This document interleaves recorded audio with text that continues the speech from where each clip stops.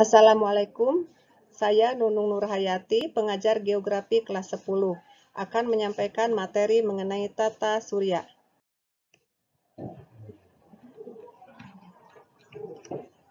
Yang dimaksud dengan tata surya adalah suatu sistem di jagat raya yang terdiri atas matahari sebagai pusatnya dan planet-planet, satelit-satelit alam, asteroid, komet, meteor, debu, kabut, dan benda-benda lainnya sebagai anggotanya yang beredar mengelilingi pusatnya, yakni matahari pada orbit atau garis edarnya masing-masing. Teori terjadinya tata surya.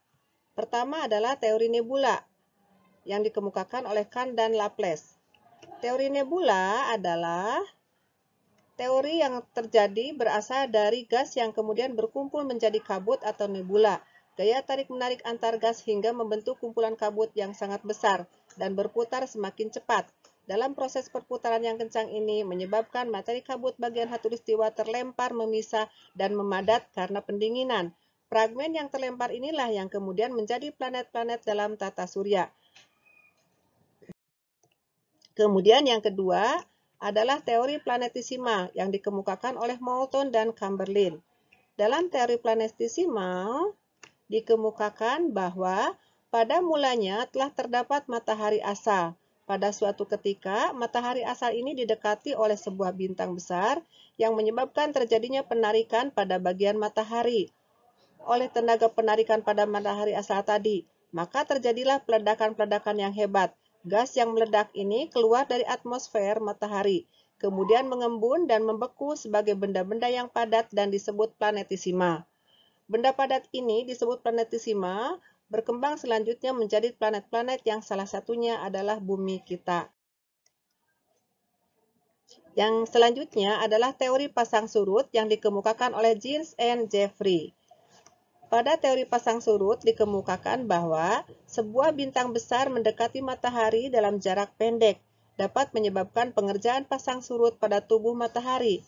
Pada masa matahari itu masih berada dalam keadaan gas. Gaya tarikan ini membentuk lidah gas panas. Dalam lidah gas panas ini akan terjadi pengrapatan gas-gas dan akhirnya kolom-kolom ini akan pecah lalu bercerai menjadi benda-benda tersendiri yang merupakan planet-planet. Selanjutnya adalah teori bintang kembar. Pada teori ini dikemukakan bahwa pada awalnya matahari merupakan bintang kembar yang satu dengan lainnya saling mengelilingi. Pada suatu masa melintas bintang lainnya dan menabrak salah satu bintang itu dan menghancurkannya menjadi bagian-bagian kecil yang terus berputar dan mendingin menjadi planet-planet yang mengelilingi bintang yang tidak hancur, yaitu matahari.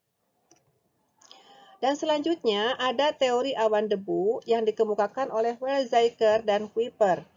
Dalam teori awan debu dikemukakan bahwa tata surya terbentuk dari gumpalan awan, gas, dan debu. Alam semesta saat ini juga terdapat gumpalan awan dan debu yang bertebaran di angkasa selama kurang lebih 5.000 juta tahun yang lalu. Salah satu awan gas tersebut mengalami pemampatan. Pada proses pemampatan tersebut, partikel-partikel debu tertarik ke pusat awan dan membentuk gumpalan bola dan mulai berpilin. Selanjutnya, gumpalan bola gas tersebut memipih berbentuk cakram. Partikel-partikel di bagian tengah cakram kemudian saling menekan sehingga menimbulkan panas dan menjadi pijar matahari. Bagian yang lebih luar berputar sangat cepat sehingga terpecah menjadi gumpalan-gumpalan kecil.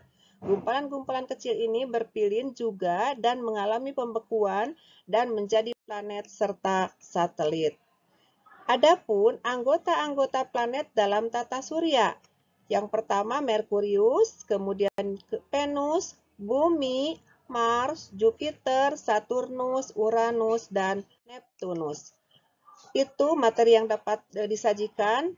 Wassalamualaikum warahmatullahi wabarakatuh.